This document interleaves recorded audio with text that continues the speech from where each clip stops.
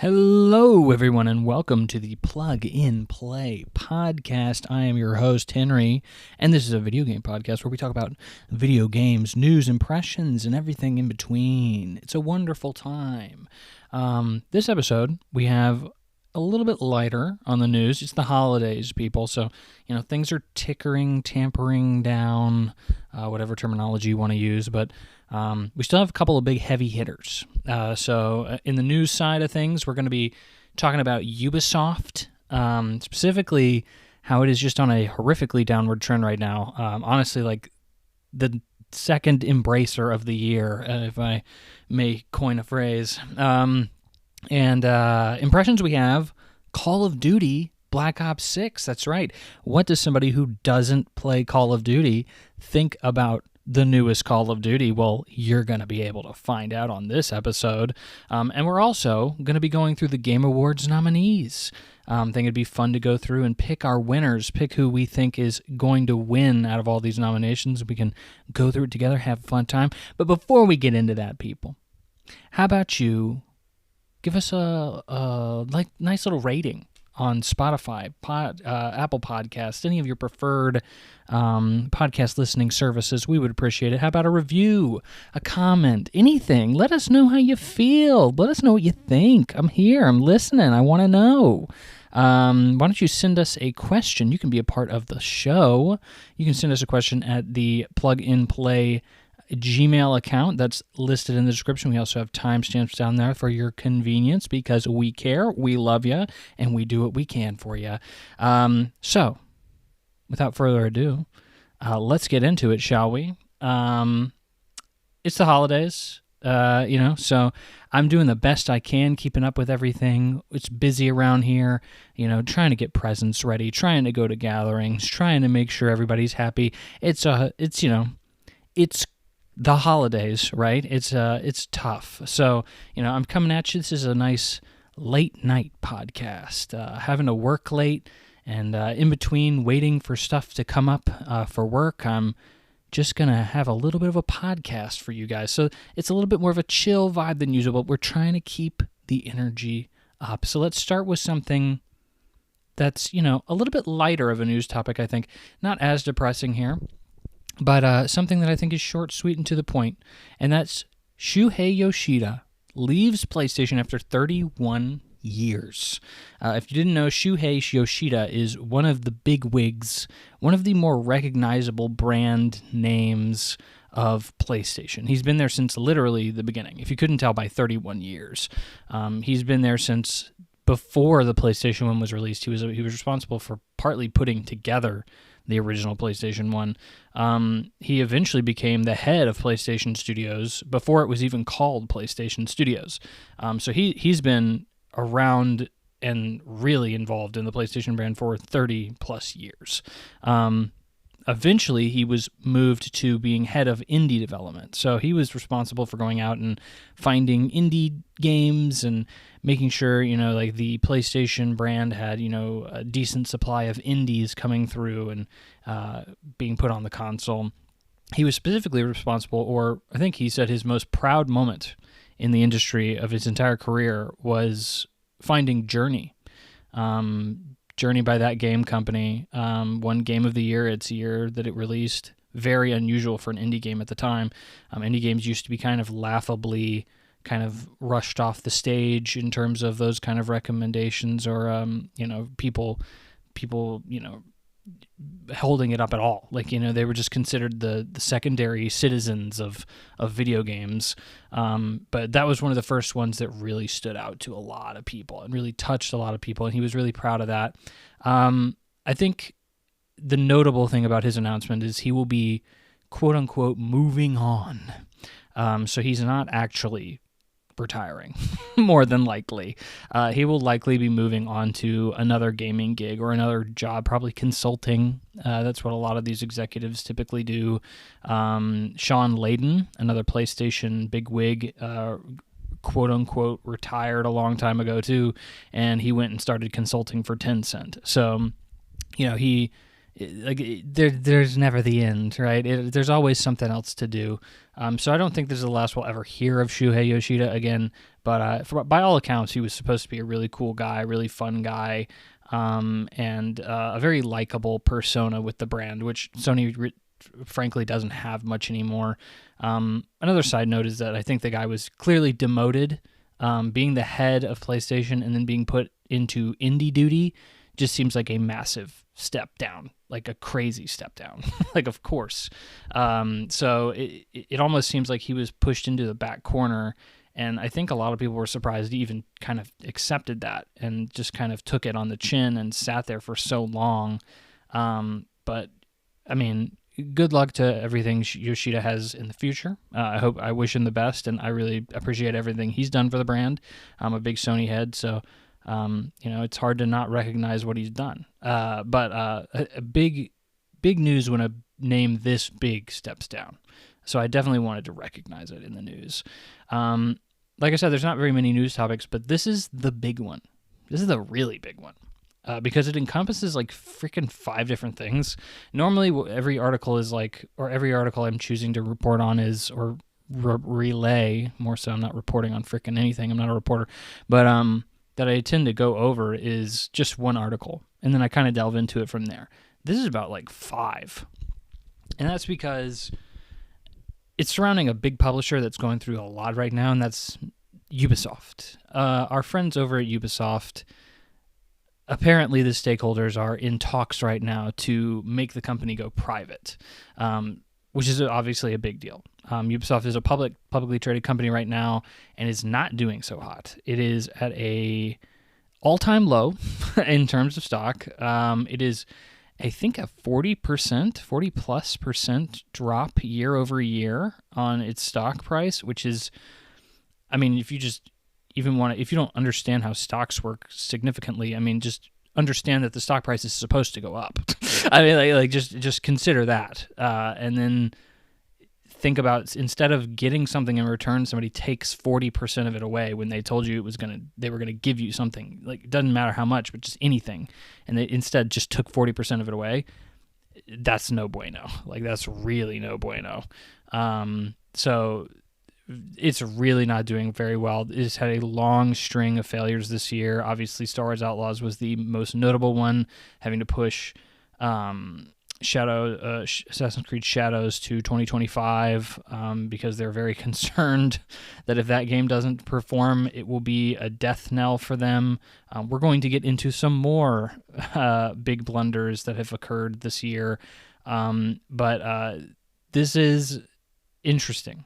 Specifically, the shareholders are looking to Tencent to buy it out. Tencent has 10% of the company currently, and they want them to take a majority share, or at least a controlling share, but leave the Gilmont family in power, even after their string of failures, which is crazy. That company continues to maintain power over the company. Clearly, they are not leading the company in a direction that is very good. It's not very successful. So it's very interesting. They still have that power. I guess, once you own the shares, you have to be bought out. So it is what it is. But people want to basically turn it private so they can freaking change all this stuff. And Tencent has essentially said, hey, sure, we'll help make it go private. Here's the deal. We need a little bit more board power. Put a few more of us on the board, and we'll talk. And they were shut down. So, and after that, they were like, okay, fine. Then you kind of do your own thing, and we'll come back and we'll revisit this if you ever need us again. And of course, that's their way of saying, well, we're hoping the share price goes down a little bit more. If Assassin's Creed Shadows drops, and it fails, I think clearly Ubisoft's share price is going to tank. It is the last saving grace for that company. It is their big marquee franchise, and if you don't succeed on that, then you're not going anywhere else. It's certainly a very, very bad thing, and I would be very concerned if that happened, if I was a shareholder. So if that happens, I mean, Tencent's just going to get a better deal. They're going to be able to have a lot more power in negotiations, and possibly I mean, I wouldn't be surprised if there would be a possibility of like a hostile takeover, buying shares to take over because the price is so low they can afford it. So it's interesting to see the Chinese giant of Tencent kind of looming over all of these things, and I don't know. It's ominous. It's scary. I don't think anybody wants a Chinese company controlling them. So, we'll see what happens there. But that's just a really, really bad thing. This deal, if made private, I think it's obvious that they're going to move into privatizing and then subsidizing. Would be the next obvious step. I think that Ubisoft clearly has way too many heads. Way, way, way too many heads. I've even seen some reporting that Ubisoft actually overpays what the typical industry standard is per head for their development. So they are not only like probably way overstaffed, but they're overpaying comparative to the rest of the industry. And what does that mean? It means that they are bleeding money. And like the first thing anybody would probably look at when looking at the company is saying, we just need to fire some people. We need to get rid of some studios. We need to fire some people.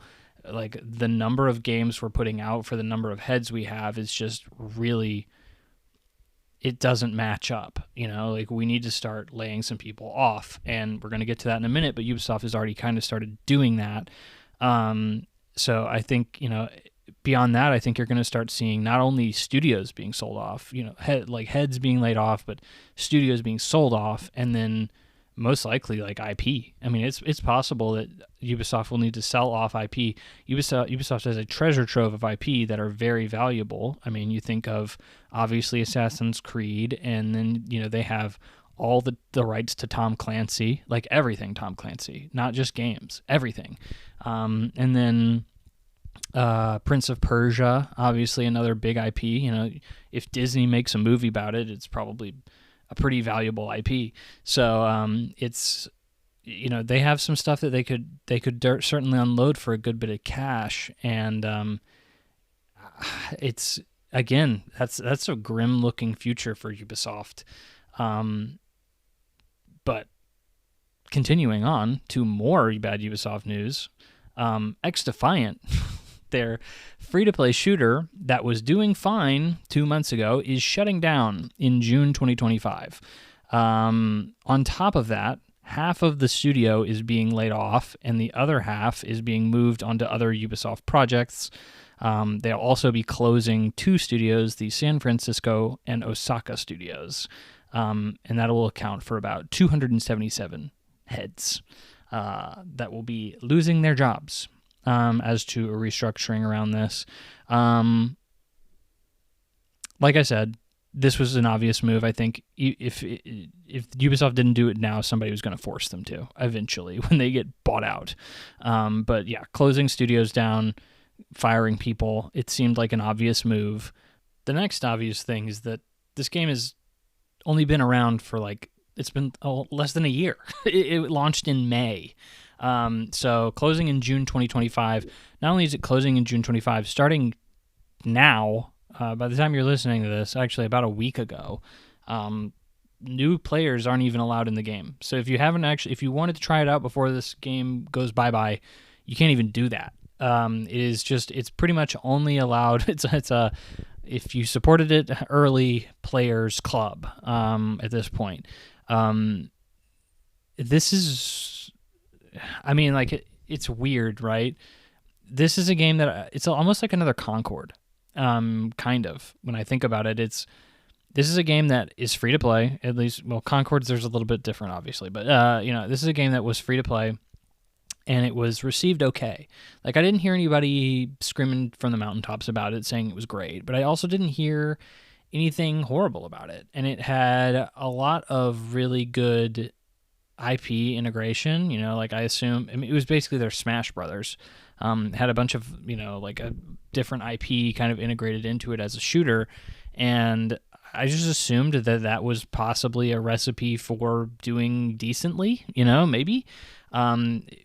Clearly people didn't agree. There was blood in the water around this game, at least to some extent, because egg on your face for the executive producer Mark Rubin, who came out 2 months ago and said the game was not dying or shutting down anytime soon. Clearly that was, it clearly was not doing well because you shut it down 2 months later. So like that was just, but you don't want to say like, oh yeah, this game sucks and nobody's playing it, because if everybody knows that there's no player base, then of course they're not going to go and try it out. So, but you're also probably not going to try it out either if you hear that the game is dying. So it was really a lose-lose situation there. But this was clearly xDefinant didn't stick. And this is one of those things that I think Ubisoft is really struggling with, trying to find that forever game, that game that really brings in a lot of money. And I think that most big publishers like Ubisoft size have kind of figured that out in one way or another. And it's kind of what you kind of need now in order to be one of these giant publishing houses that makes buku bucks. You just do. It's unfortunate, but that's just where the money is nowadays. And if you can't land it, then you're just, you see Sony desperately clawing at trying to get one of these things off the ground and making it successful, to a point where they're making like 11 or 16 of them or something crazy and just hoping one of them sticks, like who knows, but we're hoping, we get one Fortnite out of it, and that's all we really need to make up for it all. I don't know. xDefinant is one of those things that I can't pinpoint because I really didn't hear anybody talking about it. But that's like also probably part of the problem, which is, not good. But this is just another egg on Ubisoft's face. This is another mark that just clearly shows that not much is going right. And on top of that, while these articles were coming out and all this speculation of if Ubisoft is even going to go private and everything like that, like it's Michel Ancel came out and he did an interview with a French publication, because everything in Ubisoft is French. And if you don't know, Michel Ancel is the creator of Rayman, another big Ubisoft IP that they've kind of let dwindle and die.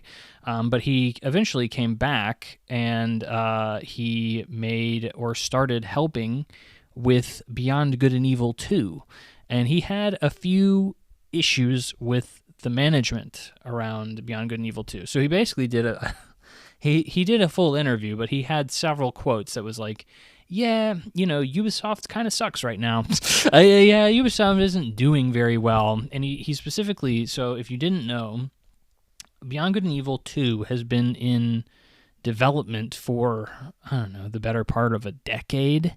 We're getting at least close to it. I think it was at least 2016. 2016, the game was announced. And then it went into kind of a recession, came back. They announced it again like 4 years ago. And then it's kind of been radio silent again. And it's very clear that this game is not anywhere near ready to be for the limelight. It's very clear that this game is having massive issues with its development. And, Michel Ancel kind of gives a little bit more light to that. Specifically, he blames management for the, kind of horrific cycle it's been going through. The quote that he gives is, that I found interesting is, quote, "The art director wanted to redo everything over and over again. The game director wanted to make a generated dungeon game, and I was dreaming of a space adventure. We simply couldn't agree, and the game director took the project in other directions." So, in other words, you had all of these people basically saying, hey, I want this game to be this, and there was no central leadership that was like, no, this is what it is. And when you have everybody pulling everybody in different directions, of course, you're going to have a lot of turmoil in the studio and, a lot of work being redone or scrapped or even not done at all because, nobody knows what the frick to do. And he even goes on and kind of says that later in the interview, that nobody really knew who was in charge, so they didn't really know who was supposed to be making the decisions on things. And some people, the art director would tell you this, and the game director would tell you that, and you really didn't know what the frick you were supposed to be doing. So it ended up to a lot of confusion, to a point where Yves Guillemot, the head of Ubisoft, actually had to come down to the studio and sort things out. But he said even after that, the game director was like, I don't give a frick. Like, I'm going to keep doing whatever the heck I want, which is really crazy. He goes on to say that there were even further issues because he had another game in development with Ubisoft, which he, quote unquote, of course, this is scandalous headline talk, but it was a scandal, an absolute scandal, how it was handled, quote unquote. So the game was Wild, which I don't even remember, so I don't expect anybody else to. It was canceled due to mismanagement, specifically under Ubisoft's Tommy Francois, who left the company not too long ago because of sexual misconduct investigations. So it's a long story here, but Wild was actually originally being published by Sony, and eventually they kind of ran out of money for it, and Sony floundered on getting them the offer they needed, in the correct amount of time, and essentially they needed the money, and Ubisoft came and was like, yeah, sure, we'll give you the money, come and instead we'll publish it. And so they signed with Ubisoft, and of course he regrets it now, but like, because Sony had come to them with like twice the money later, but they had already signed deals. So but he moved the game internally to Ubisoft, or to be published by Ubisoft, and essentially it's a long story, but he kind of stepped away from development for a little bit due to burnout, and like people apparently weren't even playing the game, and they would force changes onto it, and like the studio itself was just in complete and utter chaos because the head of their freaking studio was currently being investigated for sexual misconduct. He was eventually frickin' fired for it, or left. I think left of his own accord, actually. But, like, of course that's going to lead to, like, if my boss was still around and they were investigating whether he had frickin', made out with a bunch of my coworkers or whatever the case is, like, you bet I'm going to, that's going to be the talk of the office. Like, people are going to be kind of concerned about that. And when you, on top of that, hear, oh, well, yeah, of course, if he did that, they're going to fire him, and we're not going to have a boss anymore. And then we're going to have to all scramble to figure out what's going on there. Like, yeah, I think things are going to be in a little bit of disarray. There's no doubt in my mind. So, apparently that game was, that's part of the fallout, I'm sure, from, Ubisoft going through that horrific sexual misconduct and workplace allegations scandal a few years back was, I think there was probably a lot of stories like that in Ubisoft. And I'm sure we're seeing a lot of the ripple effects of that, because games take so long to develop. You really don't have, that kind of time. Like if something bad happens for a year in development, it's going to show, because every game takes 8 years to develop now. But yeah, so that's Ubisoft. Ubisoft going through a lot right now, and I think we're going to continue to see them going through a lot. I think Assassin's Creed is their make or break moment, clearly. I think everybody's saying as much, including Ubisoft is kind of signaling that much. I think they have, their shareholders and Tencent kind of hovering over them like a freaking vulture, waiting and seeing how the cards will fall on that. I don't know. I can't imagine that Shadows meets the expectations that they're hoping for it. After what I've seen with Outlaws, where that game actually looked pretty okay being shown off, and then it came out and people were like, nope, it's not okay. It's like, oof. I think Ubisoft is doing everything in their power to learn from that, and I think Ubisoft is typically pretty good about listening to people and trying to do what they, the general consensus says. But like, it's such a make or break moment. I think it's hard. I think Assassin's Creed Shadows will do fine. I don't think it will do what they want, is what I'm thinking. I think it'll be lukewarm. I don't think it'll be hot. I think it'll be lukewarm. I think it won't give them much time, but it'll give them a little bit of time. But it's tricky. I don't know. But seeing Ubisoft possibly fall is just, I don't know. It's a long time coming, and I think everybody kind of has been looking at Ubisoft and being like, they really need to do something. Like, they need to innovate. These games are all the same. They all have the same mechanics, the Ubisoftification of video games. Like, they really need to adapt. They need to change. They need to innovate. And they never did. And I think it's really caught up with them. And, you're looking at one of these industry giants possibly falling at this point, which is crazy. It's crazy. And you keep looking around and seeing, oh, here's another domino that falls. Well, here's another domino that falls. Well, here's another domino. And it keeps going. And that's why I kind of said at the beginning of the episode, like, this is looking like another Embracer. Like, Embracer just could never, like everything around it just looked bad from a long time. Like, everything around Embracer just looked bad. And then eventually, like, everything just absolutely imploded on itself. And I think we're looking at that implosion moment. It's coming real soon. There's just too many bad omens here. Too many strikes against them that I can't imagine anything good comes to this. So we'll see. But that's what I got to say about Ubisoft for now. All right, moving on to something a little less depressing and somber. Let's go to a fun little segment. Because we're so light on news this week, I decided to make a fun little game out of things. So, we all know, big event this week. By the time of recording, we have a few days left till the Game Awards, where we as a collectively sit around and watch trailers, mostly watch for the reveals, but also, isn't it fun to just ponder? What will win? What is the winner? Who will it be? For the various categories ordained by our Lord and Savior, Jeff Keighley, the Keelster, as I like to lovingly refer to him as. So that will be happening on the 12th. The 12th, I believe. I'm looking forward to it. I always think I honestly think the Game Awards is a little long in the tooth.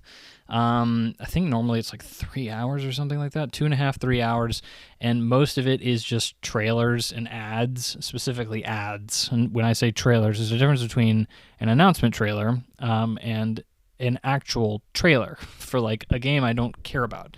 And it becomes harder and harder every year or every showcase that Jeff does to kind of distinguish where the profits begin and the gaming's like the gaming starts and the profits end. And I think hopefully this year is a little bit different. I'm hearing mixed reports on that. Possibly it will be a good showing, possibly not. But I'm just still looking forward to it.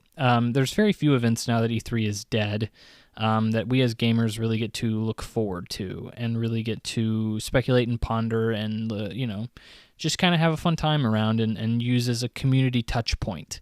So the Game Awards is certainly that.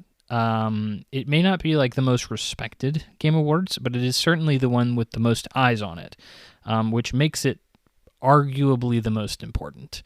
So I thought I'd make a fun little game out of it. Obviously, I don't know what's going to win, but I love reviews, kind of pondering what reviews are going to be for games in the industry, what makes a game review well, and I think, like what the general consensus behind people who are voting for these things think and how that their minds may act alike or not. It's an interesting thing to think about, and I think that the Game Awards are certainly similar. And so I think predicting them is a fun exercise. So I've decided we make a game out of it. The game is I will go through every category in the Game Awards, and I will predict who the winner will be. Not who I think the winner should be, not my vote, but who the winner will be, who the gaming consensus, the judges at large, will choose. And if you didn't know, the Game Awards winners are chosen by a panel of essentially a collective of per se judges from industry expert analytic places, whether it be an esports conglomerate or a news site, legacy media, like Vice or something like that, the Washington Post, or something more traditional like IGN, or something even more indie like Kind of Funny, or something like that. Giant Bomb. Kind of more so smaller YouTube-y kind of news or gaming outlets per se. They all have a say. They all get a vote, and whoever wins that vote, they are the winner. There's also a community vote, so you can vote on the Game Awards on their website, and your vote will be counted towards the winner. The thing is, it's like a 90-10 split or something like that. It's like your vote really doesn't matter. It is very minuscule. It is a large majority of these industry analysts or panelists, more so, that will determine the winner. But technically, there is like a small percentage that the community vote does count. So they are who we're trying to really read the minds of here and get in their headspace as to who they think that who they will choose. For everyone that I get correct, we'll go through these after the Game Awards, and we will tally up the results, how many points I've gotten throughout it. And, hey, why don't you play along at home? Put a little bingo card down, count up your points, see if you're smarter than me, if you can figure this stuff out better than I can, or if just your choice is won over what I thought would. And then, maybe you can comment or something like that, and we can all talk about it. But I think it's fun. I think it'll be a fun exercise. So we're going to start from the bottom up. So if you go to thegameawards.com, it starts at Game of the Year, but we're not gonna blow our load like that at the beginning. That's just we work way up to the big stuff. So let's start with the small stuff. And when I say small, I mean this is like I don't even know how to vote for this. So the first category is Best Esports Team. The nominees are Billy Gaming for League of Legends, Gen G for League of Legends, Navi with Counter-Strike, T1, a League of Legends team, and Team Liquid, Dota 2. I don't follow esports. I don't know anything about esports. The only thing I know here is that Billy is like a giant Chinese company. I think it's the Chinese Google. So that is essentially a Chinese league for League of Legends. I don't follow any of these games. I don't play League. I don't want to play League. Same with Dota. It's basically the same thing, and Counter-Strike is way too hardcore of a shooter for me to even remotely consider getting into. So I don't know any of this. This is a complete, absolute shot in the dark for me. I think I've heard of Team Liquid. So we're going to go with Team Liquid for this. It won't be them, more than likely, but we're going to just, again, I have no even frame of reference for any of this. So this is just a complete shot in the dark. Best Esports Athlete. It's always fun to see what some of these names are. These aren't as crazy this year, but we'll see. 33, Alexis B, Chovy, Faker, Zaiwu, and Zumjika. That's ZMJJKK. I don't know who any of these people are. I don't know who they play for. I don't know what games they play. This is another total shot in the dark for me. We're going to go with Faker, because that name actually sounds familiar. I feel like I've heard of him. Maybe he's like, I don't know, he's done something very controversial, and that's maybe why I've heard his name before. I don't know. But that's number 1 and number 2. Number 3, Best Esports Game. Again, don't play any of these. Don't know anything about esports. Cannot tell you the first thing. So we have Counter-Strike, Dota 2, League of Legends, Mobile Legends Bang Bang, and Valorant. I think Mobile Legends Bang Bang is just a League of Legends, but for the phone, I think. Again, no idea.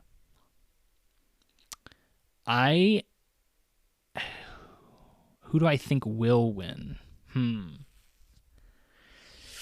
That's tough. I'm going to get a safe pick in there, League of Legends.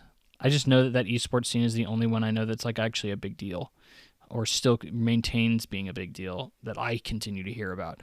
So we're just going to go with League of Legends. I highly doubt it will be. Otherwise, you just give it to League of Legends every year. So that's my guess for best esports team. Best sports and racing game, we have F124, EA Sports FC25, NBA 2K25, Top Spin 2K25, and WWE 2K24. I don't play sports games or racing games. I don't care about them. I don't want to care about them. So this is another category that I'm completely just out in left field, have no idea. I'm going to say NBA 2K25 because I have a lot of friends who play that game. And ultimately, I think a lot of these, like I was saying last episode, a lot of these categories boil down to who is the most popular. And I think that game likely has a shot at being the most popular. Either that or EA Sports FC25, which is a soccer game.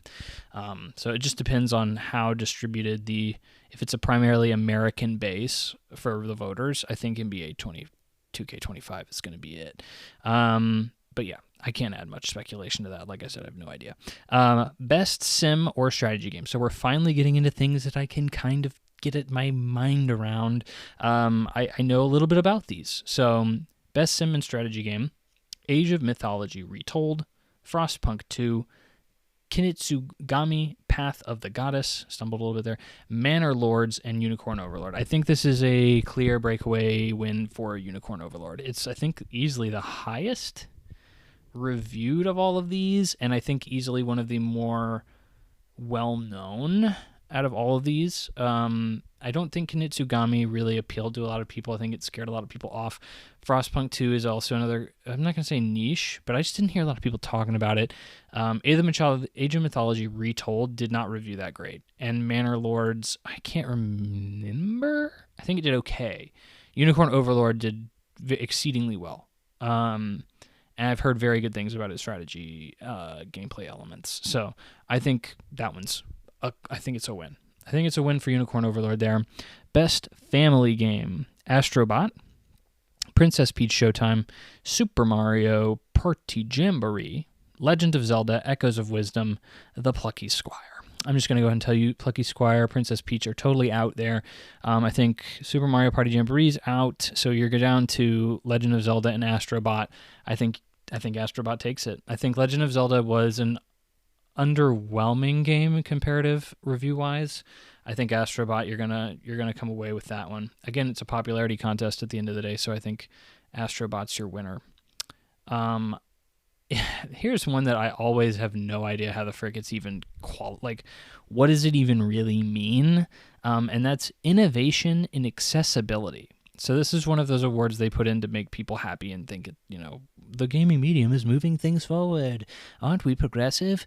And I think I don't know how you qualify it. So the nominees are Call of Duty Black Ops 6, Diablo 4, Dragon Age The Veilguard, Prince of Persia The Lost Crown, and Star Wars Outlaws. Now, when I say innovation and accessibility, I don't mean it's like politically progressive.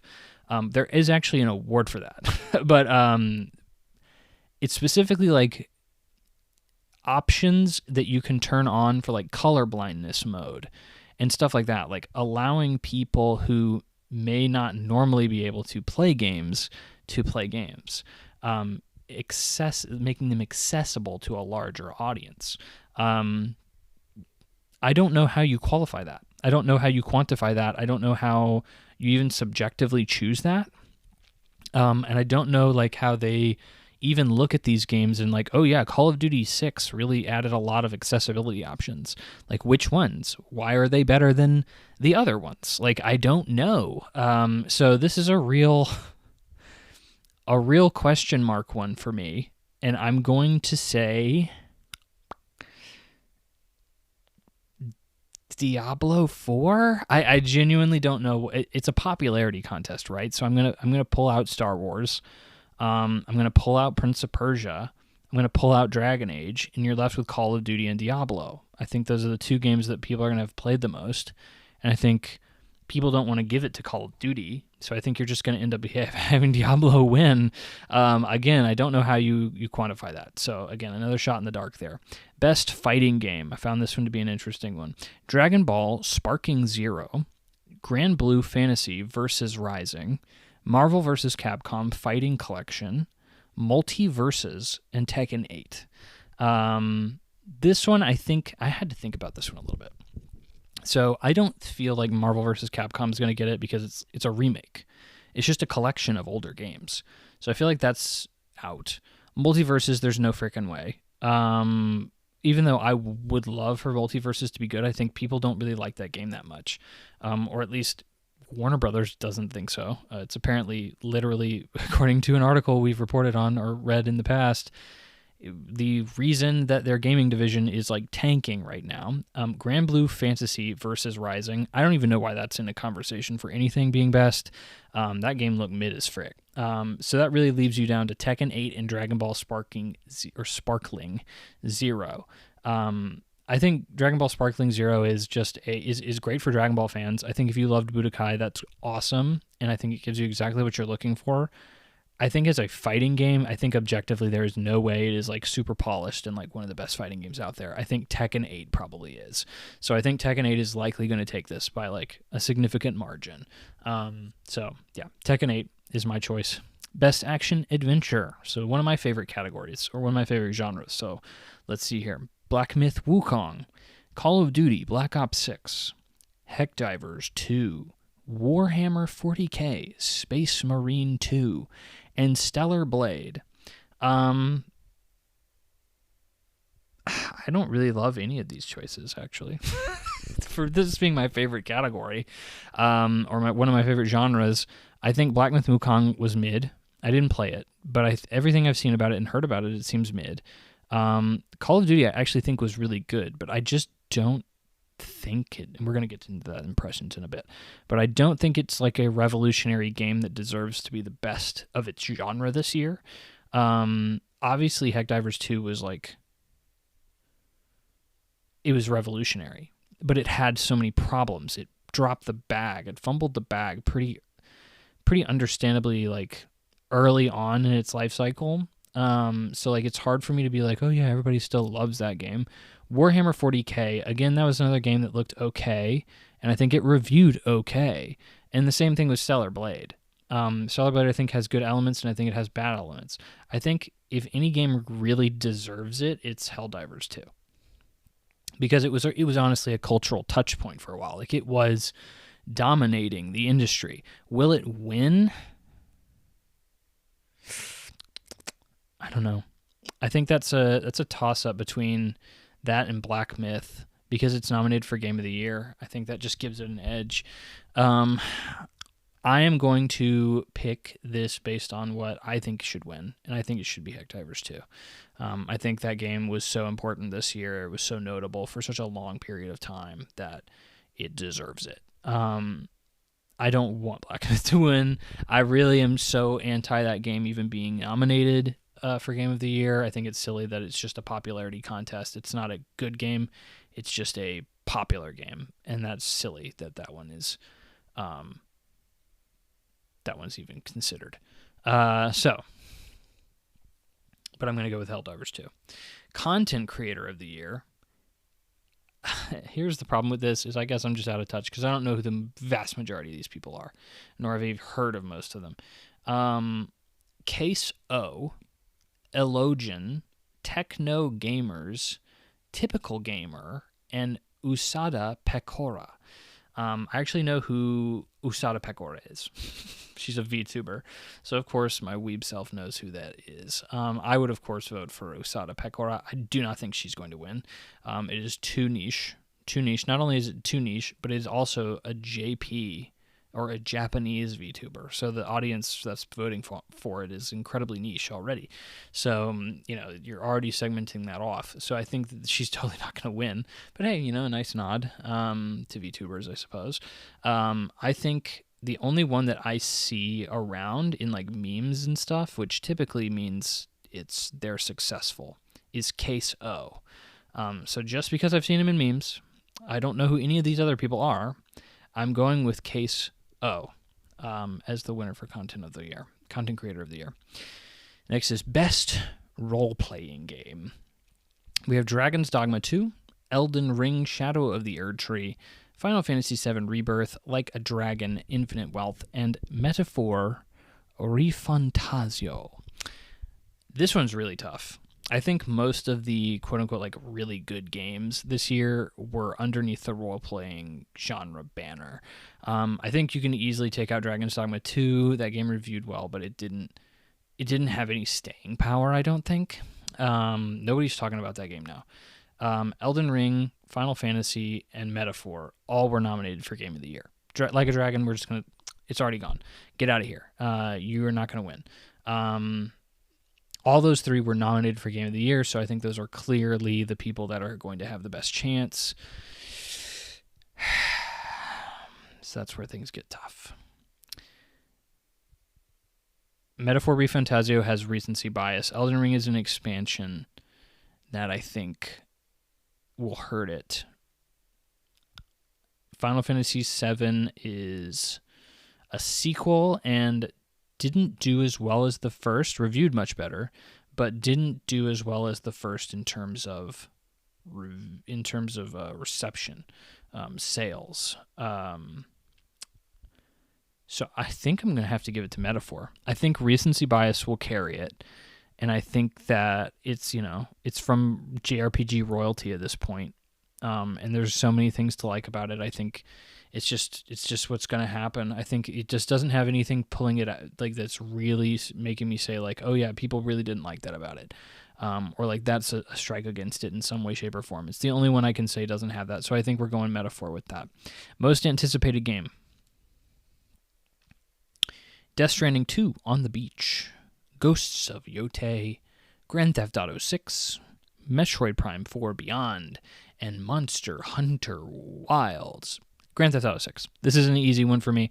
I think it is not what I'm looking forward to at all, but I think this is when the clear winner is going to be. This is just a gaming powerhouse. It's the game that everybody wants to play.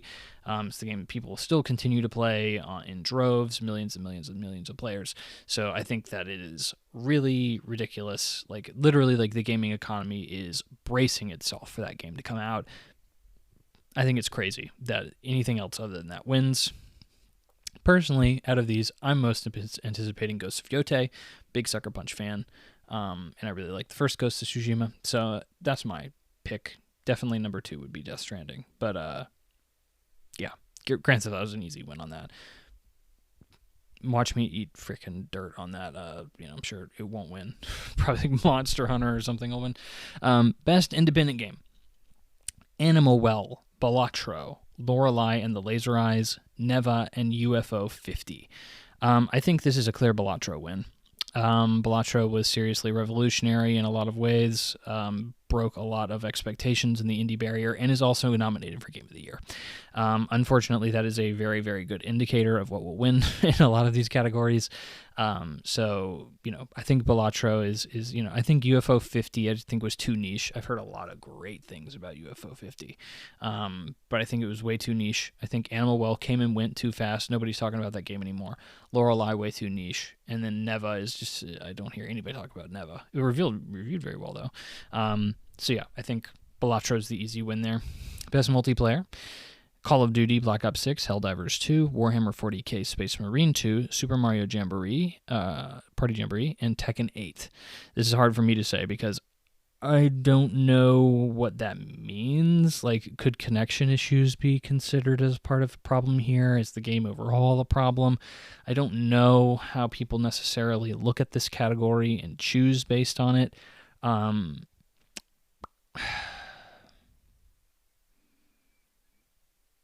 It's tough. I think Warhammer's obviously out. I think Super Mario Party Jamboree is obviously out. So we have Tekken 8, Helldivers, and Call of Duty. I just see it as unlikely for people to give it to Call of Duty. I don't know what it is. I just feel like there's an industry bias against Call of Duty, or at least a hardcore gaming demographic bias against it, which is who's majorly going to be voting for this. So I don't think Tekken 8. I think it's Helldivers or Call of Duty, to be quite honest. I think. I think I'm going to go Helldivers. I think Helldivers 2 gets it for me. Really rooting for that game. Best adaptation. Arcane. So basically something that was turned into a film or TV show. Arcane, based on League of Legends. Fallout, Knuckles, Like a Dragon, Yakuza, and Tomb Raider, Legend of Lara Croft. I'm just going to go ahead and tell you, Tomb Raider's out, Like a Dragon's out, and Knuckles is out. I don't think anybody watched those except for me. I actually didn't watch Tomb Raider, but I did watch Like a Dragon, and I did watch Knuckles because of course I did. Knuckles is trash. Like a Dragon is okay, and I don't think anybody ever watched the Tomb Raider show, so those are easily out. So you're down to Fallout and Arcane. Arcane is known to be really, really, really, really, really good, but a lot of people liked Fallout. A lot of people liked Fallout this year. I really liked Fallout. I have not watched Arcane yet. It's one of those things I've been meaning to get around to for a million years. I'm just not a big League of Legends guy, so there's not a huge incentive for me.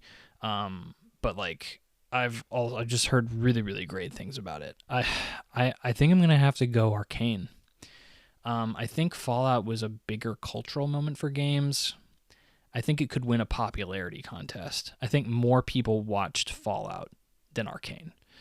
But I think best adaptation, I think it may go to Arcane here. I think Arcane's going to come out. Even though I say a lot of this is popularity contest, I think a lot of people know the Arcane adaptation is really good. I think it has a shot. Best score and music. Astrobot, Final Fantasy VII Rebirth, Metaphor ReFantazio, Silent Hill 2, and Stellar Blade. I'm going to go ahead and tell you Silent Hill 2 is out. I don't hear anybody talk about that soundtrack. Stellar Blade, I think, is out. I think it does have a very good soundtrack. It is very reminiscent of Nier, but it is not fully composed by the team who did Nier. And it is kind of a copy and paste of a previous game, to be quite honest. So I think that's out as well. And then so you have Metaphor ReFantazio, Final Fantasy VII, and Astrobot. I really like the soundtracks for actually all of these games. They're all really good. I even I've talked about on the podcast, I went to Final Fantasy VII Rebirth Symphony this year. It was great. That was probably my pick, with Astrobot close behind. Really like the soundtrack. It's just a fun soundtrack, and a game that clearly is very... It holds music in high regard. It wants music to be a centerpiece of the experience. I think Metaphor ReFantazio has some tracks that are very memorable and very well done. So same as Persona 5 and 3 and 4, like it's by the same team. So it's really going to sound very similar too. And that's tough. I think this is easily the hardest decision I've had to make so far. So it's a real shot in the dark for me. I don't think Final Fantasy VII will win. I don't think it stands out enough. I think it's Astrobot, and I think it's Metaphor ReFantazio. I'm going to go Metaphor ReFantazio. I think more people kind of reference that game's soundtrack when they talk about it than Astrobot did. I do think Astrobot's soundtrack is really good, though. But I think Metaphor ReFantazio will take it. Best performance. So basically the best person who acted in a video game. Brianna White as Tifa, as Aerith. They actually don't say what character they played on the website, so I'm just having to go with my memory on this. Brianna White as Aerith from Final Fantasy VII Rebirth. Hannah Telle from as Alex from Life is Strange Double Exposure. Humberly Gonzalez as the protagonist from Star Wars Outlaws. I don't know her name. I never played the game. Luke Roberts as the protagonist from Silent Hill 2. Sorry, I haven't played that game yet either. I actually do have it now. I have a copy sitting around, but I have not gotten around to it, so I don't know his name. And Melina is probably right. Melina Juergens for Senua in Senua's Saga. I'm going to say Senua's Saga is out. Silent Hill 2 is out. I don't hear people talk about Silent Hill 2's acting that much or performances that much. I think Senua's Saga has actually a really good performance. To be quite honest, I didn't even like that game, and I will say that. The thing is I don't think a lot of people like that game, so they're not going to vote for it. I think Star Wars Outlaws is out. Again, not many people like that game. I think Life is Strange Double Exposure is out. Not many people like that game. That game actually reviewed really low, really shockingly low. I think it's just because I'm going like, nope. I think Final Fantasy VII is the only one left that really even is like worth it. I think Brianna White's going to take it just by nature of, I don't think there's a lot of performances that stood out that much this year. I'll take that back. There are performances that stood out. They are from games that did not. Most of these games, Silent Hill 2 is the only well-reviewed game out of all of these. I mean, technically, Senua's Saga was, but I hated that freaking game. The other games were reviewed really poorly. So, like, I think there's just people are going to give it to the game they like more. So, there you go. I think good job, Aerith. You earned it. I still think the performance is great. I really love Aerith in that game. So, honestly deserved, but I just wish there was better competition there. Best narrative. I'm a big narrative guy, so this is a fun category for me. Final Fantasy VII Rebirth, Like a Dragon Infinite Wealth, Metaphor ReFantazio, Senua's Saga, Hellblade 2, and Silent Hill 2. This is a tough one, mainly because I haven't played a lot of these games fully. So Final Fantasy VII I've played, Senua's Saga I played, and that's it. Metaphor ReFantazio, I've played like 5 hours of the demo, but like that's it. I didn't play Like a Dragon. I don't think its narrative is going to be what people are going to it for. And I do know that Silent Hill 2's narrative is very good, but it is also a remake of a game that didn't really do much with it. Final Fantasy VII, I think, I don't know, because I wasn't super hooked by Metaphor ReFantazio's intro. So, and like, the thing is, it's like a freaking 60, 80 hour game.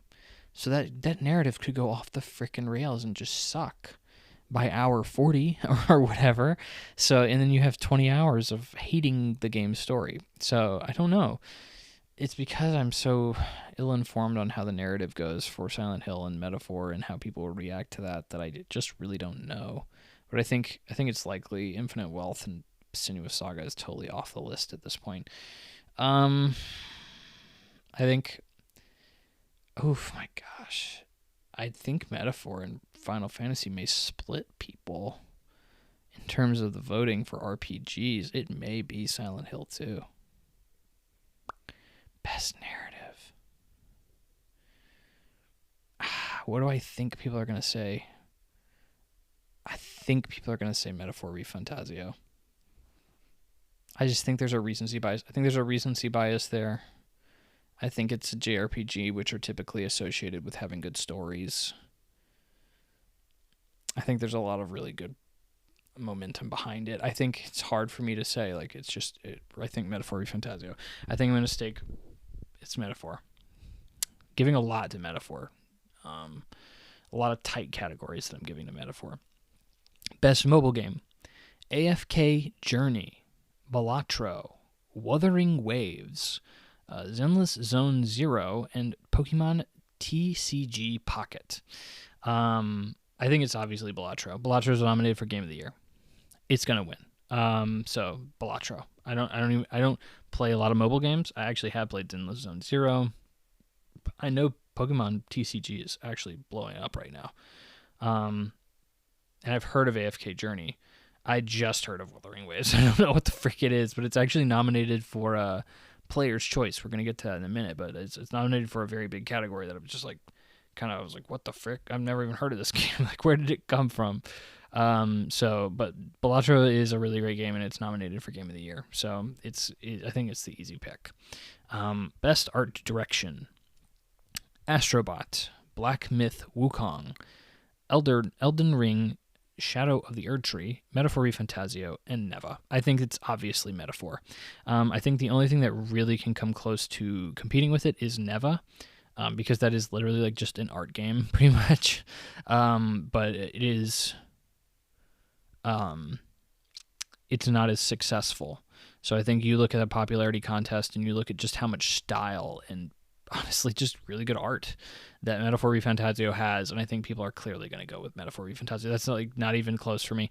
I think Metaphor ReFantazio is an easy win there. All right, getting close to the end here, people. Best ongoing game. I don't play live service games very often, so I have no idea how this is going to turn out. So this is another shot in the dark for me. I also don't know how you determine what is a great ongoing game per se, so we'll see. Destiny 2, Diablo 4, Final Fantasy 14, Fortnite, and Heckdivers 2. I feel like almost every single one of these have a strike against it. I follow Fortnite. It's not relatively closely, but I play it every once in a while, and I think it's a really good ongoing game, to be quite honest. It's very hard to complain about Fortnite. But I don't think a majority of hardcore gaming audiences give a frick about it. I think it's a little bit contentious to put that game high up. Final Fantasy 14 is also pretty niche. Well, I mean, it's very successful in terms of MMO, but I just don't think a lot of gaming journalists play it.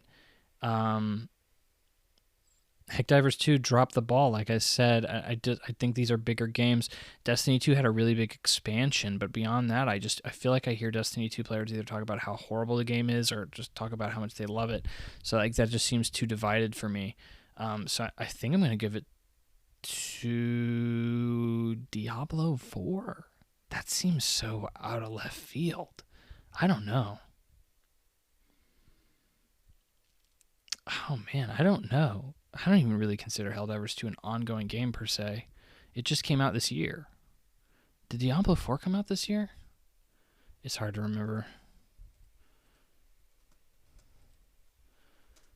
Diablo 4 release date. No, it came out last year. It came out a year and a half ago. I should have remembered that. It did have an expansion this year.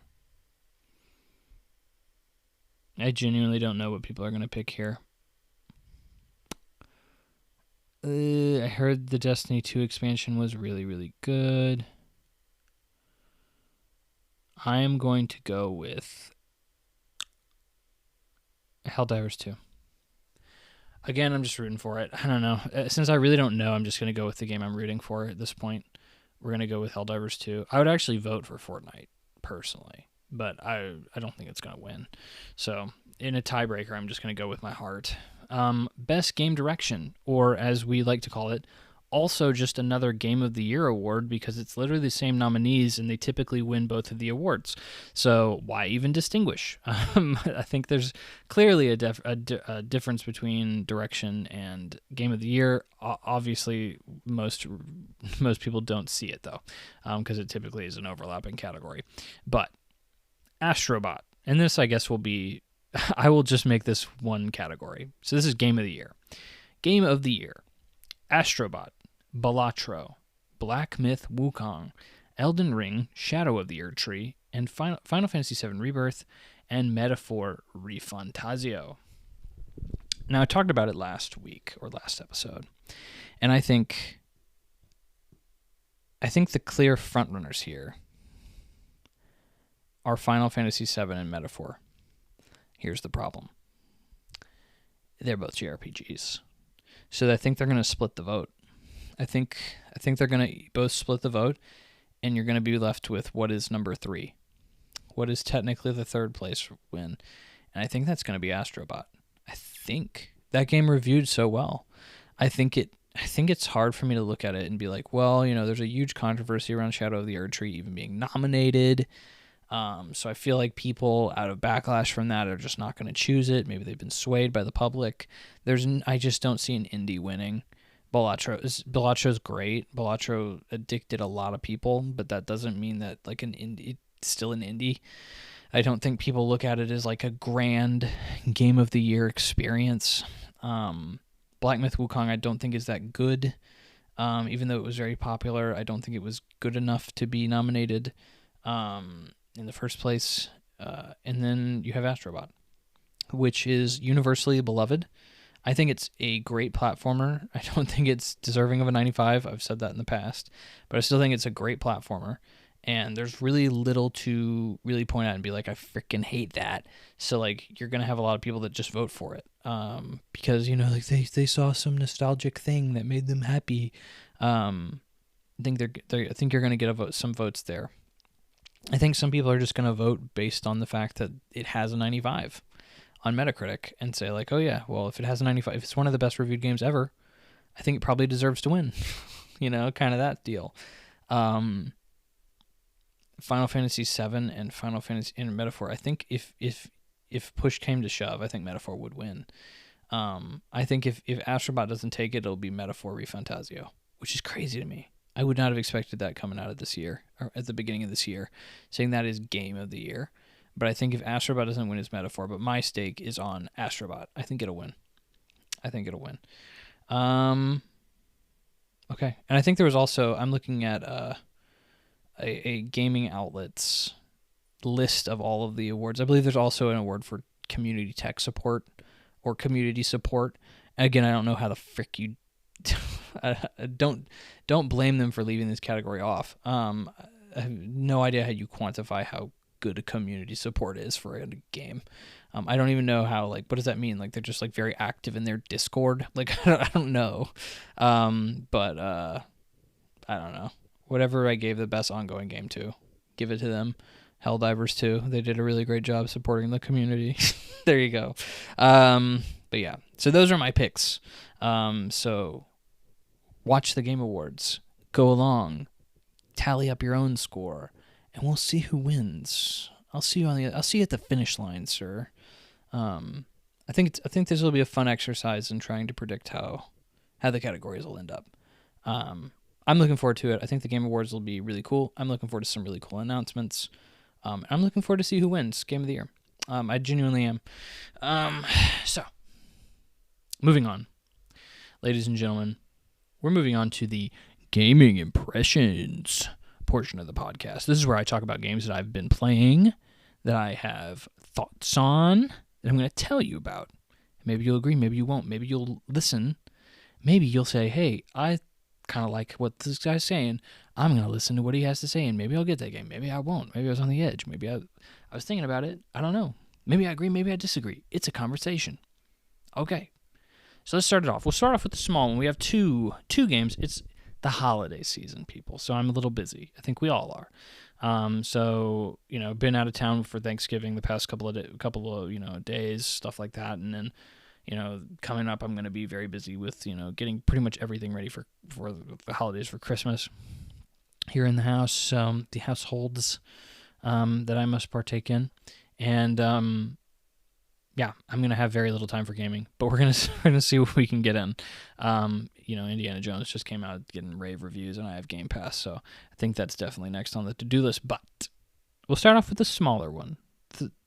Hold off. I'm going to get to Call of Duty real quick, but we have a smaller one to hit first. So this one is one kind of came out of left field for me, called Killer Frequency.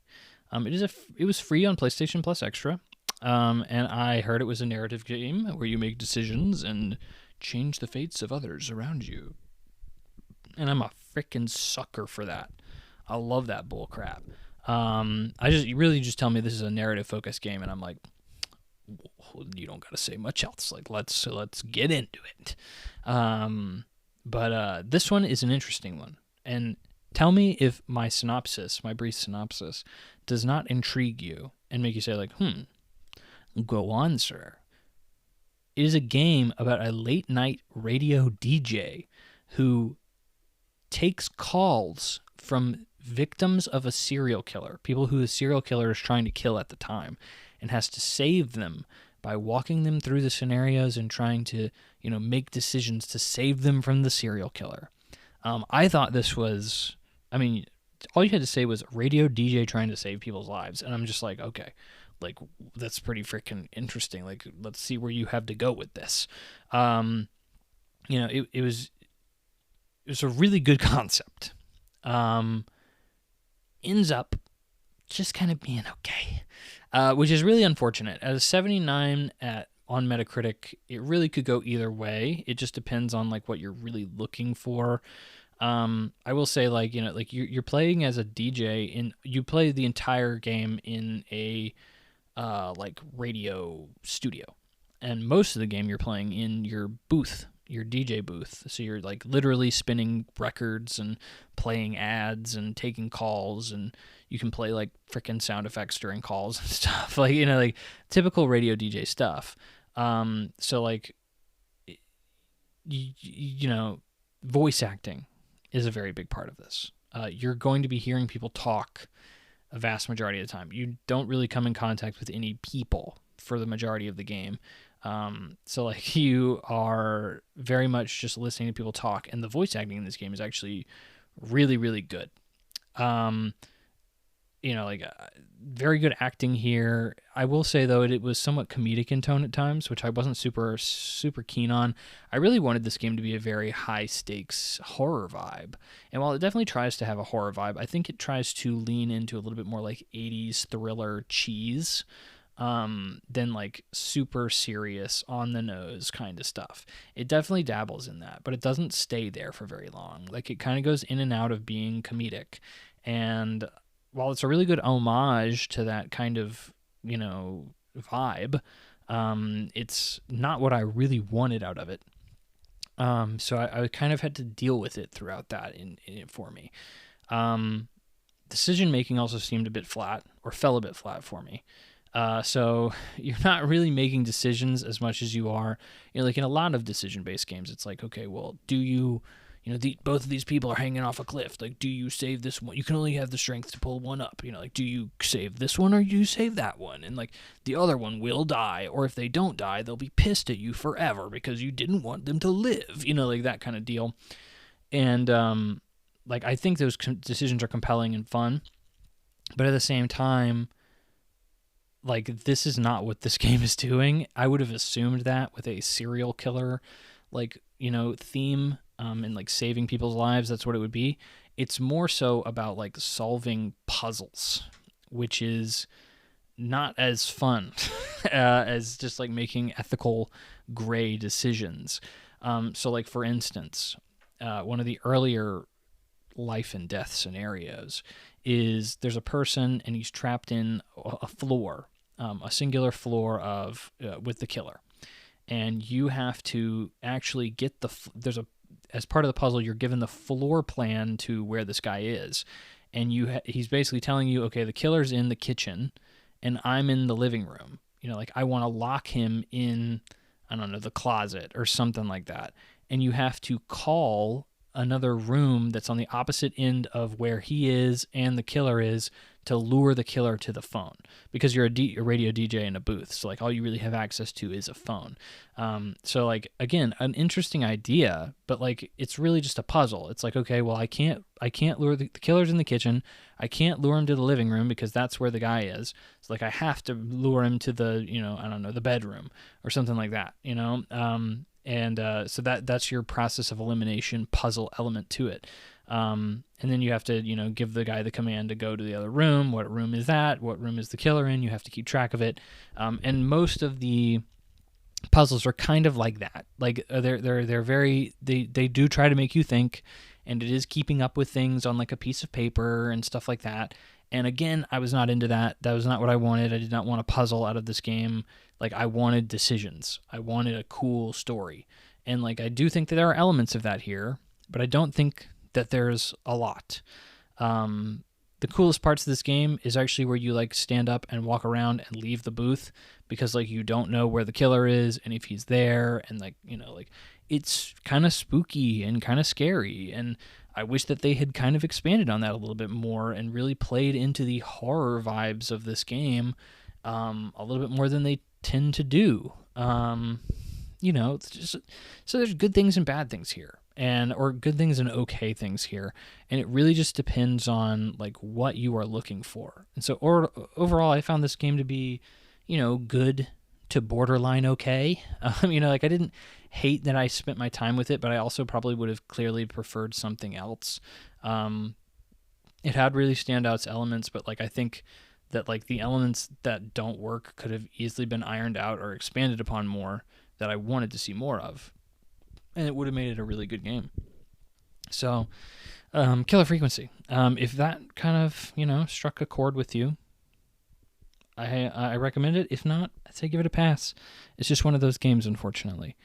So now we're getting to the meat and potatoes, mashed potatoes, as they say on the Fresh Prince of Bel-Air. And that's Call of Duty Black Ops 6, ladies and gentlemen. That's right, the biggest Call of Duty in a long time, actually. Highest rated Call of Duty in a while, an 83 on Metacritic. Not huge numbers, but normally this series in the past few years has reviewed in the 70s, so very, very good critically.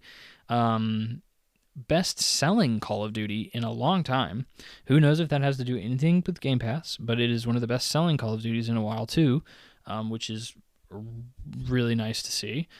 Or I don't guess really nice to see. I don't know. Call of Duty always is the best-selling game of the year, but it's good to see for Activision and Microsoft. I know that's for sure. But this is kind of it's a big deal playing Call of Duty, and I normally skip it because it's clearly a multiplayer game at this point, and it's not something that I particularly dive into, multiplayer games specifically, and I'm really all about the campaign.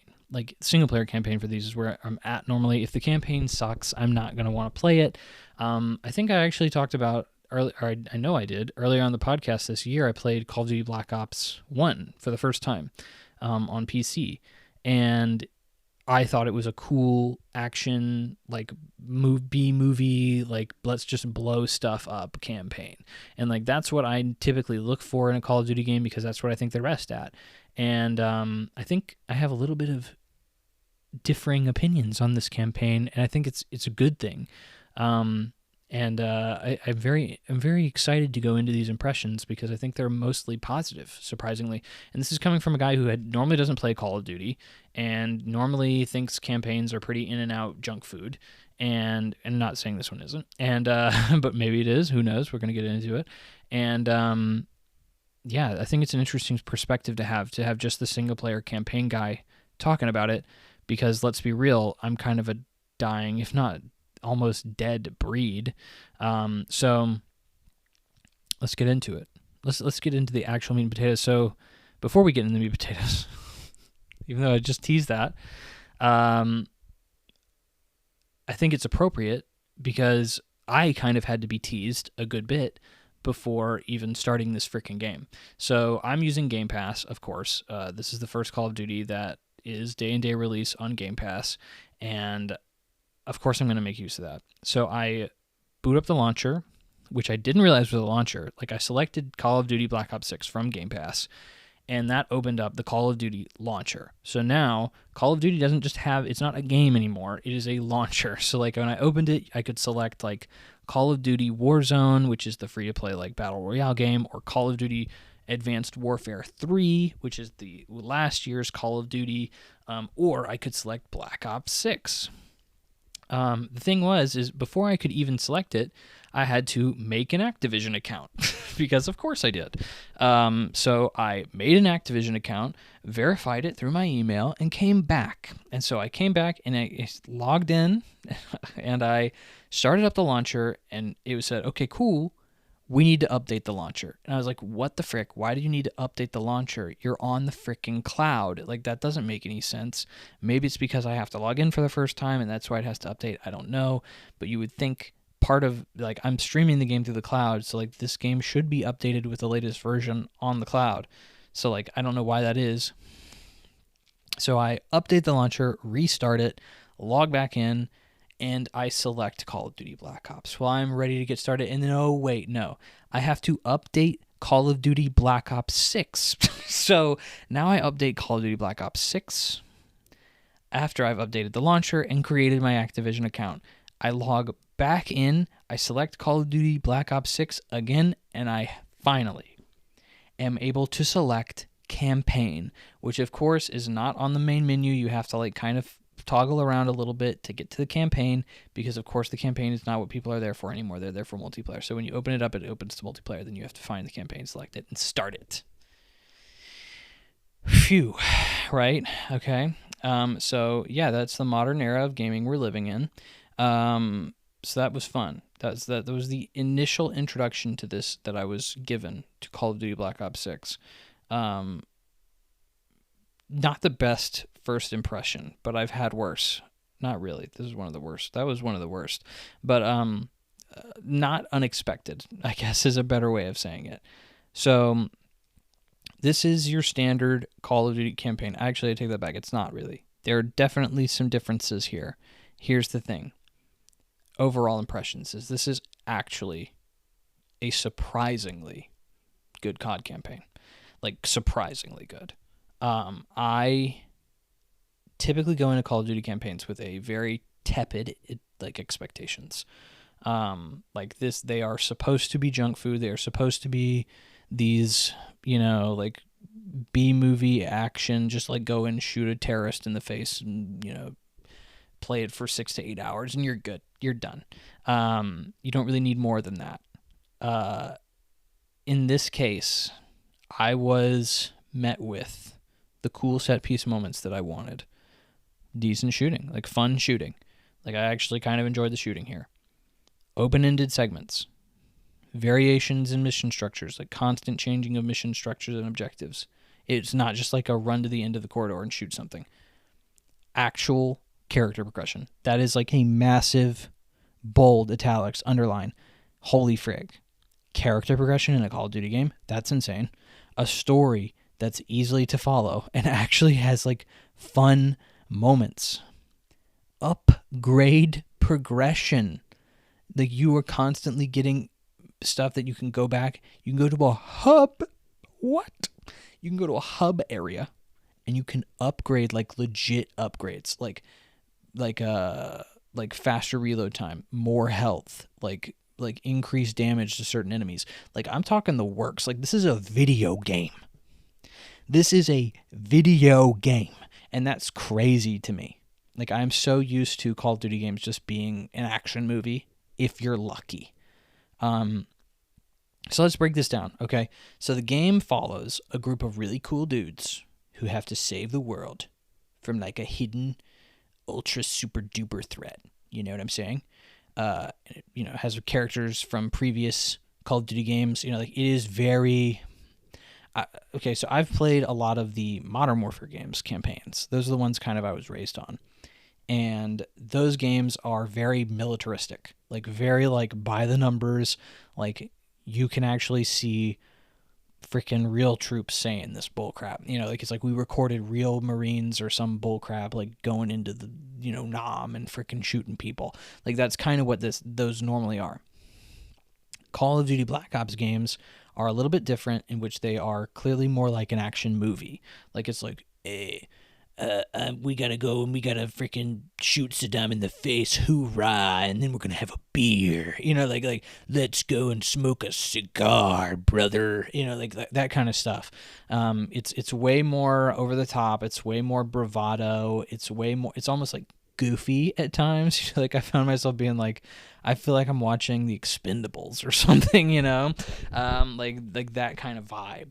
Like I ended up really liking it because normally when I watch when I play a Call of Duty game, I'm always like, what the frick is even going on? Like it's told in such a poor way and the characters are so two-dimensional. I don't even say two-dimensional. It's like less than that. It's like, who is Captain Price? I don't know, other than a dude with a mustache that like did some really cool stuff in a cutscene, like shooting people. Like I don't know. Like I have no freaking clue. Who is Ghost? I don't know. He's got a really cool mask, and at some point he dies. That's like all I know. But like he was a huge freaking deal. Like people loved Ghost. Like even though there's like nothing cool about him at all, other than he has a cool ski mask. Like in this game, there are characters, and like they go through arcs, and like they have personalities, and like you have like a hub area after every mission you go back to like upgrade stuff, and like you can talk to them and like learn more about what they're thinking about specific things. And I'm just like, what the frick is this? Like this actually, it's like it cares. It's like it's trying to do something interesting and like video gamey. Like that is so mind blowing to me. Like coming from a guy who tangentially keeps up with Call of Duty campaigns every once in a while and thinks they're okay. Like or have gotten to be okay. Like they're pretty kind of a mixed bag at this point. That's like, it blew my mind. I was expecting kind of like a fairly linear shoot 'em up game. I was expecting to just have fun, just like blowing somebody's head up or something like that. It's a typical Call of Duty nonsense. As long as like I have a really cool set piece moment every once in a while, I get to shoot a big missile out of a tank or something, and it goes into slow motion and blows something up. Like, I'm pretty okay. But like, this game had that, and then it like tried to do some other freaking stuff. Like specifically, and what I was most impressed by was there were several levels that like put you in the large open area. And I'm talking like, I'm not saying like, because like I've seen a couple of other Call of Duty campaigns kind of dabble with this idea. They never really did anything with it, but they kind of were clearly like dipping their toes in the water about it. And like, when I say big, they drop you in a big open area, I mean they like give you a vehicle. Like, you cannot walk it. Like, if you walked it, it would be crazy. They give you this big open area with like a bunch of side objectives, and like that are optional. And they're like, okay, well, you have 3 main objectives, and you have to drive to all of them. You can tackle them in any way you want. You can go in stealthy. You can get up on this ridge and snipe people. You can go in guns blazing. Like, you can do whatever the frick you want. And then like you have these optional objectives, and as you complete these optional objectives, you get like superpowers essentially that will make the mission way easier, and you eventually get to use all of these powers or like abilities that you could collect at the very end on like this big set piece moment battle, that like makes it way easier. So like at one point I unlocked like a mortar, so I could call in a mortar strike whenever I wanted. And another point I unlocked like a minigun in a helicopter, so like like I could call in a helicopter to shoot people with a minigun for me, and like that, like it changed the game. It made things so much easier and so much cooler in like this final fight, and I felt like I had earned it, and it felt cool. And like having this huge open space was like not something I expected at all. It's not like massively big, but it is different, from what a Call of Duty game is. And I think I'm going to continue to say this a lot, is like, this is a really big departure for Call of Duty. It is not a big departure for video games. For video games, we've been doing this for a while. Like, you finally decided to try some of this stuff out. Like, okay, cool. But Call of Duty doing it is like, holy frick, I can't believe that this is a series that's stuck in its ways and really didn't give a frick about like campaigns for so long. Like, it was just like, hey, just do whatever, just make it an action movie in a freaking first-person camera with a gun. Like, that's all it really was. And now it's like, okay, this is a video game. It's like, holy frick, I can't believe they did this. Another one was like, they would give you optional objectives. Another completely separate mission was they would give you like optional objectives. So like, there was one mission where like I was basically infiltrating an area, and like, you don't have to kill anybody at all. Like, you can straight up go up to like guards and talk to them and solve like kind of a memory puzzle of sorts. And you can sweet talk a guard into just like allowing you into a secret area, and like you can plant a bomb on something, and like that's your objective. And it's like, what the frick? I can do an entire Call of Duty mission without killing someone? That's bananas. Like, that is so bananas to me to even think about. It's crazy. Other missions give you stealthy options, and then mission scenarios are super cool. Like, these are mission scenarios that you would normally see in like action movies, and they're varied, they're interesting, and they kept the flow going over and over and over again. A couple of different games have done this in like incorporating kind of a zombies taste into a single player mission.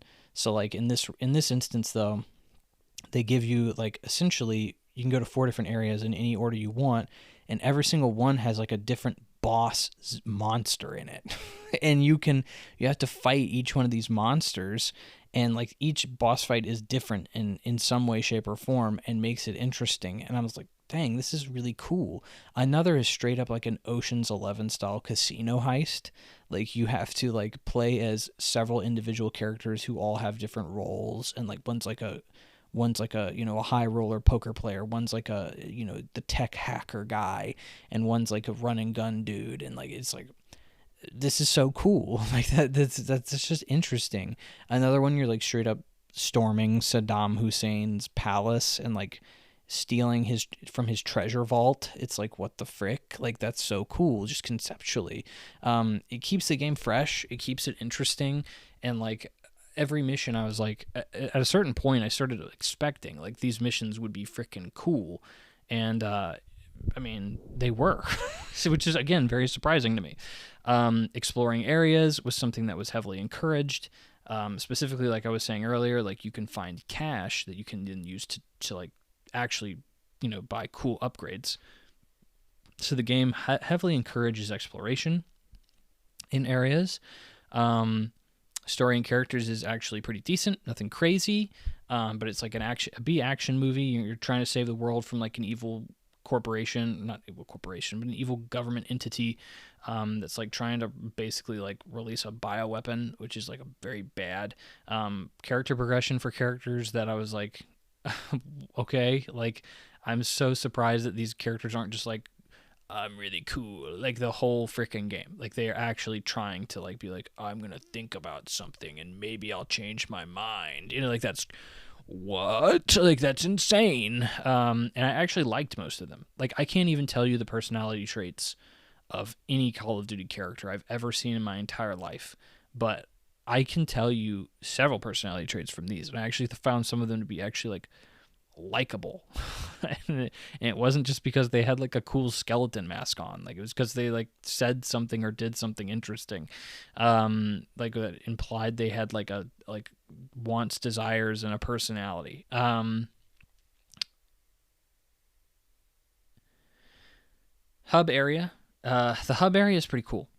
Hub area is the fact that there even is one. Not only is there a hub area, you get to talk to your companions, you get to upgrade stuff, you get to train a little bit if you want, but there's also like puzzles. There's all like hidden puzzles that you can interact with, and find secrets and stuff like that. There's like a black light you can use to uncover secret messages scribbled on the walls, and like clues hidden around the mansion. I didn't interact with this stuff very much, but like the fact that it was even there, I was really interested in. So I've been talking high on this for the most part, and I think that we've kind of delved into this a little. We scratched the surface of this, but if I had to complain, let's be real. This is a gamer campaign. When I say gamer, I mean me. I mean somebody who doesn't normally play Call of Duty. Is it a great COD campaign? Like, is it a campaign for people who normally play Call of Duty? Is it for somebody who like is your typical Call of Duty purchaser? Because I think they kind of have what they know what to expect from these campaigns, and it is typically like a mindless, bro-y, militaristic first-person shooter that's very straightforward and very easy to grasp and very just is what it is. I don't think so. I think it's less of that. I think it's more for somebody like me and less for somebody like them, and I think that's not too surprising that I've seen a little bit of pushback from this campaign in a couple of ways. I think I think most typical COD players would prefer a little bit more straightforward game. I think this is a little bit too much freedom, a little bit too much talking, a little bit too much. And I'm not saying there's even that much. Like there's really not. But I think it's not what they're used to. And I think change is scary for a COD player, as we're going to get to in just a second. But this appeals to people like me, though, and like that is really cool. Like I genuinely think this is it's an 83 on Metacritic. I'd give this game like a solid 83 too. Like it's fun. It is fun. It's a fun in and out, like 8 to 10 hours, for sure. And like it's unfortunate because or I don't even know, is it? Because I think it doesn't matter if I like it and they don't, because I don't think they're playing it in the first place. Because I like looking at the achievements on Xbox trophies, achievements, because it gives you an idea of how far the general populace gets with the game. And for this on Xbox, only 10% even start the campaign. So 90% of players never even touch the campaign. They don't even touch it. They just go straight to multiplayer and jump right in. Only 4% of that 10% finish it, or of the 100%. So 4% of players in total finish the game at all. And it's not that long of a game. It's not that hard of a game. So just finish the game at all. 4%. Comparative to, I don't know the Call of Duty multiplayer scheme that well, so like bear with me. But like essentially there's a trophy that you have to have put at least 5 to 10 hours into the multiplayer for in order to get. It's like reach, rank 10 or something like that. I can't remember. There's a trophy for it though. 55% of players who started up Call of Duty have obtained that trophy or achievement on Xbox. 55%. More than 1 in 2. That is a very, very large percentage. So what that tells me is, me, as a campaign player, I am the vast minority, and I finished it. So I'm even in the more vast minority. I'm less than 1 in 20 players that finished the campaign in a very high-selling game. Very, very high-selling, very, very successful Call of Duty entry. So I don't know what to tell you, but I think that, at this point, I think Call of Duty players clearly don't give a frick about the campaign. But I don't know. I mean, Activision has toyed with not even making it before. In fact, in a game previous, they have actually just completely skipped it. So like it is what it is. Like I don't know if I'm Activision, if I would lean in more into like my demographic, or if I would say just cut the frickin' thing, because it's millions of dollars in development costs that we can just put into the multiplayer, which is clearly where most people are going to be putting their time or buying the game for anyway. I personally am glad that we have these potato chip Call of Duty campaigns. I had a lot of fun with this one. So I'm glad that they did that for me, but I don't know if I anticipate it happening in the future. I've also seen a couple of people mention that the final mission kind of sucks, and I totally get it. I understand what they were trying to do with the final mission. It does some stuff that's a little bit different and a little bit annoying. And I know what it's trying to do. It's trying to be different. It's trying to kind of keep the pacing up and varied. And I think it undercuts a lot of what the game's trying to do in that way, and ends up, I think, upsetting some people in the long run. Both story-wise, I know, and even I was like, I don't know if that's the best way to take the story. That's interesting. And then gameplay-wise, it's also kind of annoying. But again, it's trying to do different things, and that's something I have to really pride this campaign for doing. Is like, they definitely tried to get outside of the box. The whole other element with this game, which I think is the elephant in the room, is the multiplayer, right? I didn't do anything with the multiplayer. I don't intend on doing anything with the multiplayer. I don't play multiplayer in Call of Duty, or really most games. So I see a lot of people complaining about this. I saw a Crobcat video. If you don't know Crobcat, he's a very well-known gamer YouTuber. I'm basically complaining about it. I even saw Alexis, our former co-host of the Plug and Play podcast. Shout out to Alexis if you're out there. Actually, kind of complaining about this game on Twitter and being like Call of Duty isn't really what I used to love. Like, it's changed. It isn't what it used to be, and I have to assume what he's talking about there is the multiplayer. That's what I have to assume, and what I again have to assume is the meaning behind that is it's not very traditional anymore. You have Nicki Minaj skins twerking in, the multiplayer.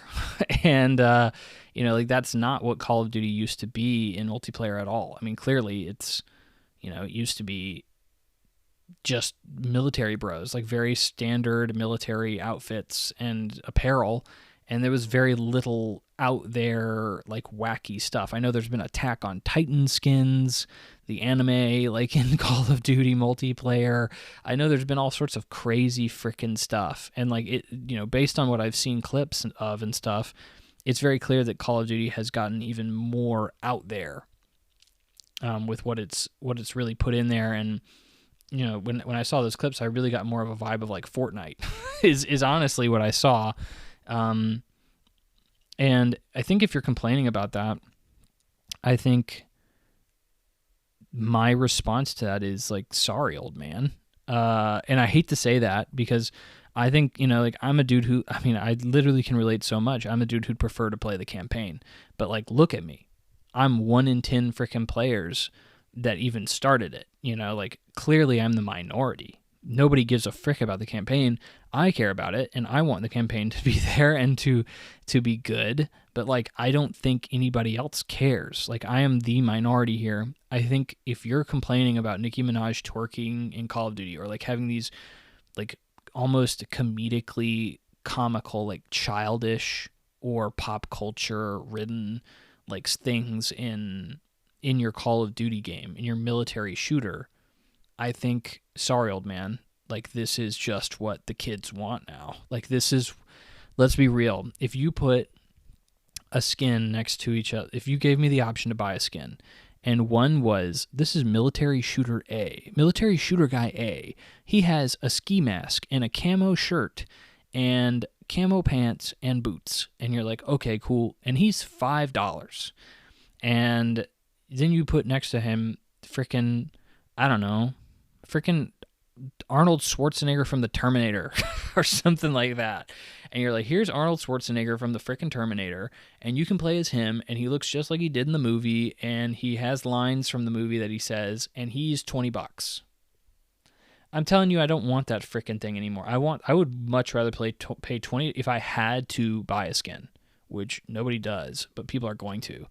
What do you think people are going to be more enticed to buy? They're going to buy a freaking Arnold Schwarzenegger and freaking shoot people as Arnold Schwarzenegger, and they're going to have fun doing that and showing off with that. And they're not going to want to buy the $5 freaking generic Call of Duty military guy. Like he's going to look boring. He's going to look boring, and he's going to not be as fun to play as. So like, I think those skins are obviously going to sell more. And when that happens, they're just going to make more of them. And then eventually the old ones are just going to be phased out, because of course they are. So, like I think Call of Duty is obviously different now. And it's because it's entered a free-to-play model of Warzone, where you're going to be paying all this money for skins and cosmetics that are going to be more expensive because you're going to be charging for Nicki Minaj twerking. And that is inherently going to cause costs to expand, and it's going to cause sales to increase, because that's simply going to appeal to more people. And, it is what it is. I also think it's interesting to see this game review as well as it did, because I don't know, I see people, it's always interesting every year with Call of Duty reviews, because some people, the campaign and the multiplayer are so vastly different products, and so vastly, like, consumers don't really give a frick about the campaign. It's like, if you're reviewing the game based on the campaign, which is what people used to do, it's not really representative of what people are buying the game for. Nobody's really touching the campaign, and they're only really playing the multiplayer. So you really need to be reviewing the multiplayer, not the single player campaign. So it's interesting. So I think IGN at one point actually separated their reviews. They made 2 Call of Duty reviews a year. They made a single player review and a multiplayer review, but that makes scoring the game on something like a Metacritic or something very difficult, because which review do you take? But like, I think this is pretty solid. I think this campaign is really solid. I think it's one of the better campaigns, honestly, like ever for Call of Duty. I highly encourage it, especially if you're listening to this podcast, if you're like a gamer and anything I've said has really piqued your interest. One of my favorite first-person shooters I played in a long time, campaign-wise. But I will put an asterisk by that, and I will say it is, but mostly because my standards for Call of Duty are so low, and like I was expecting the bare minimum from this, and I didn't get it. I got something better than the bare minimum, but still not complaining about that, but it is worth noting. So yeah, I think that wraps it up. Want to make sure I got this episode out before the Game Awards, so everybody could play along with that little segment. middle of the show. And I'll definitely be watching. We'll definitely be talking about it on the podcast after the Game Awards. We'll see. It's going to be touch and go if I can even get an episode out before the end of the year, because it will be, obviously, the holidays are going to be a mess. But we will try. I will try to get the episode out on a normal, regular schedule next time. If not, you know what happened. The Christmas hurricane came through and freaking killed me. And if I don't have many impressions next week, that's definitely why. I'm going to try to get some Indiana Jones in. Hearing really good things. Really surprising. Considering they didn't show frickin' anything for that game. Maybe a total of like a minute and a half of frickin' gameplay footage. Nothing but cutscenes for that game in the marketing. So it was really difficult to even discern if they were confident in it. But clearly, it ended up being pretty good. Freaking like 86, 87 on Metacritic. Crazy high. Crazy high. But I think that's all I got for you. Remember to rate us on your favorite podcast app service.